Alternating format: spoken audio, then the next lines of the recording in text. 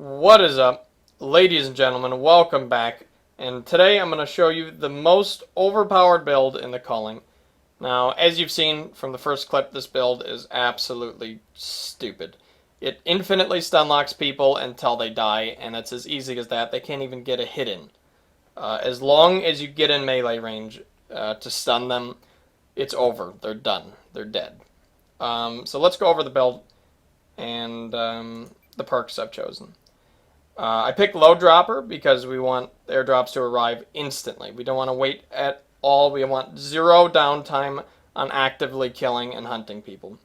And we also want 100% uptime of our stun gun charges. So we opt out for Low Dropper. Now, the next two perks gives us a total of 20% movement speed. Now, the reason movement speed is so important in this game is because it allows you to disengage and chase whenever you please. And if you're double stacking it, it's super, super strong. Because not a lot of people choose for the double stack. Almost everyone in the game I've ran into runs leg day. Leg day is almost a necessity on every single build. But if you get 10% more with runs with knives, you can outrun and chase people. And it's extremely powerful to be able to do that. And I think it trumps almost every other option for this build.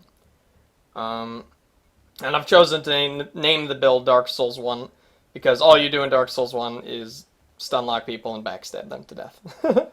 It's fucking stupid. Anyways, so for the airdrop, you want to go with Stalker, which you will have by default. It's one of the 3 starting airdrops, so that already makes this the most easiest accessible build in the game. It's really dumb. So you get a Bowie knife, which is a blade and gives you that 20% movement speed throughout the entire game, and it's a great weapon. You can roll with this until you find something that gives you more charge damage, and the charge damage is the maximum damage number it shows. So you want to look for something with 24 or 27 to replace that for backstabbing. Now, for people running away, if you haven't found the katana or another blade that's stronger than the Bowie knife, definitely keep a blade at all times just for the movement speed buff, because you will need it. It will be extremely, extremely helpful.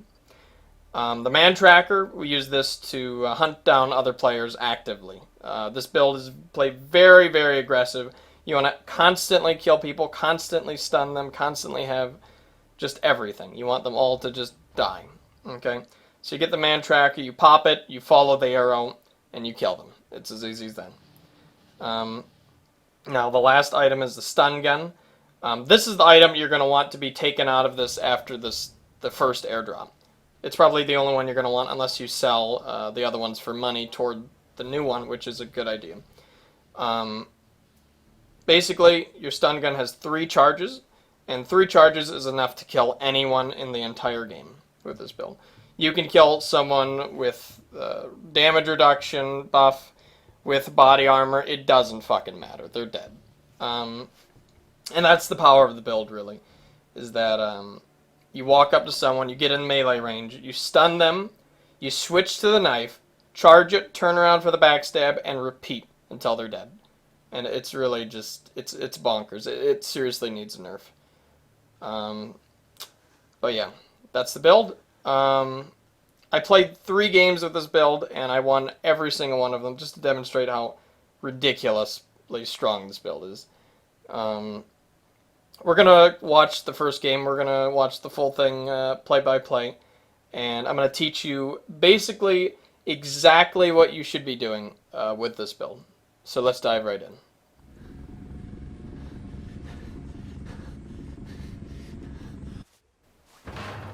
So the first thing you want to do as the match starts is look on the ground, grab 2 rocks together, and make your knife. Knife counts as a blade and gives you the 20% movement speed. Then check your surroundings and make sure you know where you are, if you're familiar with the map, and try to find somewhere to loot. On the way, be sure to check funk piles for more money.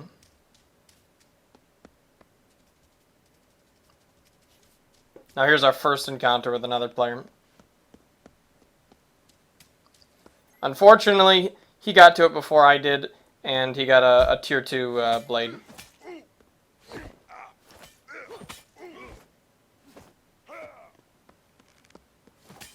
So that backstab showed you the movement speed in action. I was able to punish him for trying to run away from me. As you see there, I went into a charge attack, to a block cancel, into a shove. And he's gone. What a nice guy. Donating that cleaver to me. So I loot this place, and I'm lucky enough to find another cleaver and a medkit. And I suddenly have enough to call in our very first. And look at this, this is not even 22 minutes, and we get our first airdrop. And we're pretty much set. Make sure no one's around. And I go ahead and do the next step of the build, which is to craft a satchel. Now, for a satchel, you want to hit a tree until you get three branches, and then craft them all together. This will give you a 4th inventory slot, so you can carry more stuff.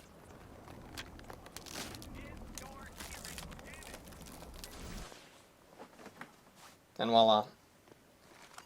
Now we pick back up the man tracker, and now we go for a stun gun, because we can't leave that behind. And now the game really begins. Before I head out, I decide I'm going to loot the rest of it, just in case. You always want to take time to loot, but as soon as you get going and you're good, you got a snowball going, you want to just snowball out of control and hunt other players.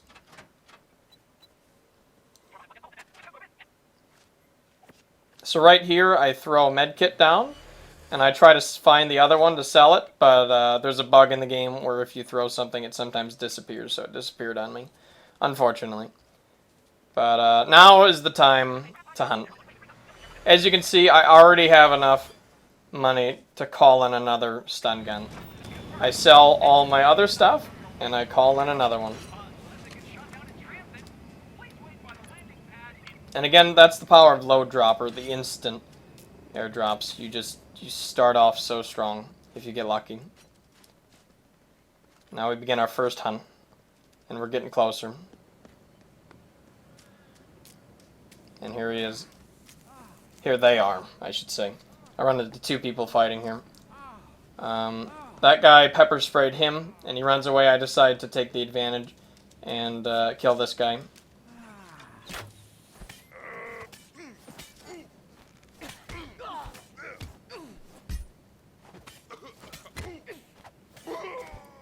Poor naked bastard. And I wonder where the hell that other guy went, because he's gone. He booked it. And there he is. He went for the health machine to heal. So I'm at a small disadvantage right now. But I see him with the pepper spray out, and I know he's going to spray me, so I just run past him. I take the blind and run straight past him. I start the heal, and I bait him over here. And the pain begins. Again, he has the damage resistance buff, and he's still getting annihilated. And he's done. Normally you only need 3, but that guy was extra tanky.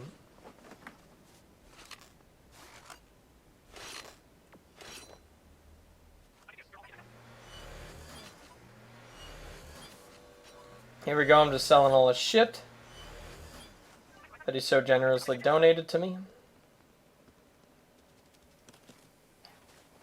I find some body armor in a crate and call in another airdrop, because why not? Going to sell, and now we're on the hunt again, except someone's on the hunt for us. Now this was a close one. Thank God I checked my tracker when I did. That guy was sneaky as hell. But he doesn't stand a chance. He gets whammied on. Massive penetration is always the answer, but everyone knows that,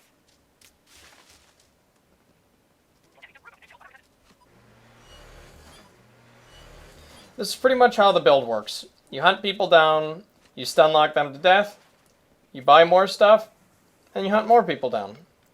And you snowball out of control so quickly. As you can see, I already almost have 200. Calling in another stun gun just because I can. I throw away the other man tracker just in case someone goes to check. Because I don't want them to find me.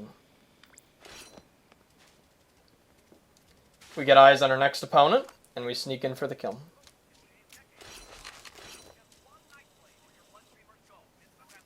I hear him using the health machine, so I had to go to engage.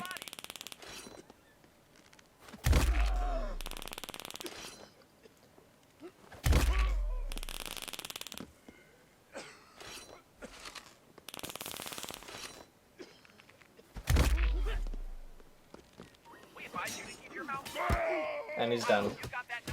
This bastard put some traps on the health machine for me, so I kept on getting stuck in him.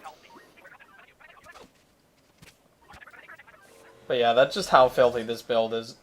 There's like, it's dumb. It's dumb. There's a reason it's the most overpowered build. I'm not false advertising here. Also, this is really weird. My man tracker said he was right there, but he definitely was not. So it bugged out there for some reason. But here we go. We find our very last victim. Mr. Null.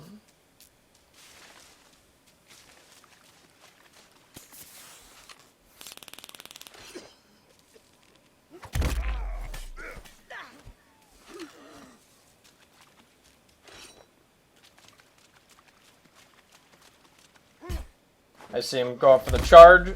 It's a free pit counter. He goes to heal. None of that shit. GG. And that's how it's done, guys. This build is fucking stupid. Holy shit. Now, I do play 2 more games, and I'm going to show you guys the highlights from those games right now. Second game begins. I find this nice fellow. We gotta beat his ass without our build, but he's very turtle. He turtles up. I notice he just blocks over and over, so I just keep on going for the push. Very, very defensive. Get the backstab on him there. And he goes for the health machine cheese, which got patched out of the game, thank fucking God. But back in the day, I had to shove him away from it, and then I'd use it myself. And he's fucked at this point. Nice try, though. He was nice enough to give me a backpack. Now this, I get greedy, because I want to open it up. I got blown up by the other 2, which is why my health is really low in the beginning of this fight. Never lucky.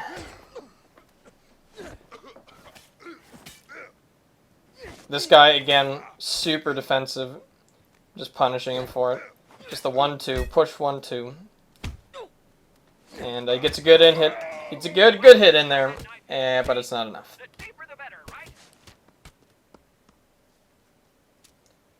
Now this this kill, if I remember, shows the true power of the movement speed. Yeah, this guy, I remember him. So again, I do the charge block cancel to go straight into a charge to a shove to break his guard to bait him in. And he tries to run, but he cannot run the double movement speed build. No one can. Unless they have double movement speed, which is very extremely unlikely. We run into the final guy, and I knock the bow out of his hand, which seemed to be his primary weapon. So he has to resort to melee. I got his back up against the wall, and obviously we need his back, so I try to bait him out. Fortunately, he walks right into it and suffers a horrible, horrible fate.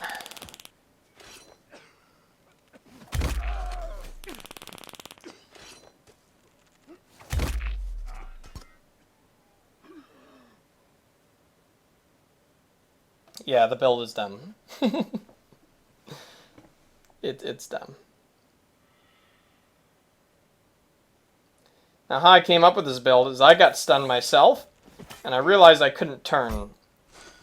So I was like, can you backstab while you're you know, could this be a thing? And sure enough, it was.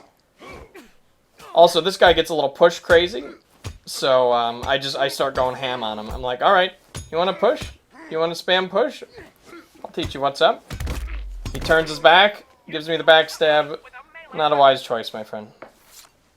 Orange juice wasn't enough. Now this guy is scary. I snuck up on him for quite some time on that bridge. And then I go in to finally get him. Although he does hear me, he does turn around.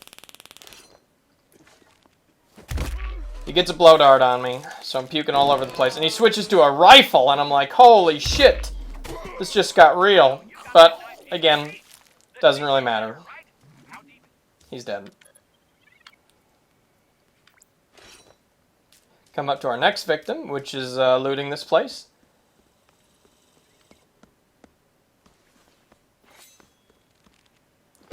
I go right into his guard. That was such a bad play on my part. I say, fuck it. Time to die. I want your katana. He goes, run. Bad choice. Again, movement speed in action.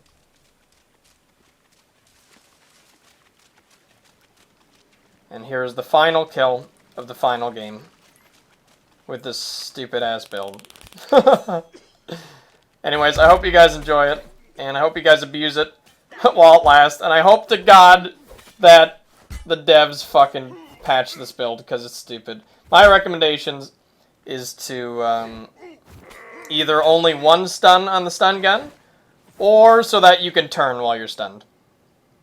Regardless, guys, that's it. Thank you again so much for watching. Be sure to subscribe to the channel for more of the Culling, and I'll see you guys next time. Bye-bye!